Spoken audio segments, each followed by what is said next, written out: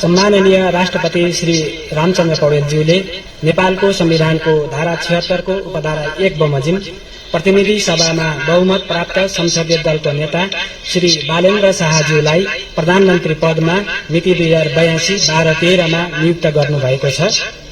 नेपालको संविधानको धारा 80 बमोजिम आज यस समारोहमा सम्माननीय राष्ट्रपतिज्यू समक्ष नवनियुक्त सम्माननीय प्रधानमन्त्री श्री बालेन्द्र शाहज्यूले प्रधानमन्त्री पद तथा गोपनीयताको शपथ लिने कार्यक्रम रहेको छ। यस कार्यक्रमका लागि आयोजित यस समारोहमा राष्ट्रपतिको कार्यालयको आमन्त्रणलाई स्वीकार गरी उपस्थित हुनुभएका सम्पूर्ण विशिष्ट महानुभावहरूमा म हार्दिक स्वागत गर्न चाहन्छु। अब म सम्माननीय राष्ट्रपतिज्यू समक्ष प्रधानमन्त्री पद तथा गोपनीयताको शपथ लिन नवनियुक्त सम्माननीय प्रधानमन्त्री श्री बालेन्द्र शाहज्यूलाई सादर अनुरोध गर्दछु। म बालेन्द्र शाह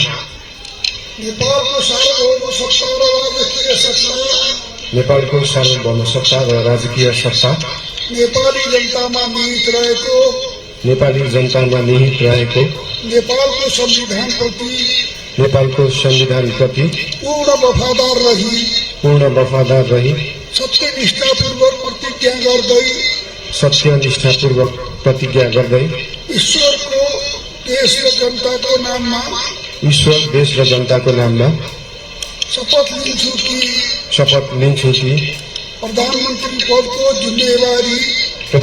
पदको जिम्मेवारी प्रचलित कानूनको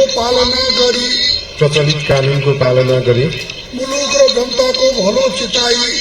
र जनताको भलो चिताई कसैको डर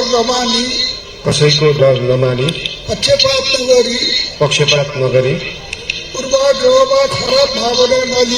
पूर्वाग्रह वा खराब भावना नलिई ईमानदारीका साथ गर्नेछु र आफ्नो कर्तव्य पालनको सिलसिलामा आफूलाई जानकारीमा आएको कुरा म पदमा बहाल रहँदा वा नरहँदा जुनसुकै अवस्थामा पनि प्रचलित कानूनको पालना गर्दा बाहेक अरू अवस्थामा कुनै किसिमबाट पनि प्रकट वा संकेत गर्ने छैन। धन्यवाद। यसपछि नवनियुक्त सम्माननीय प्रधानमन्त्रीज्यूलाई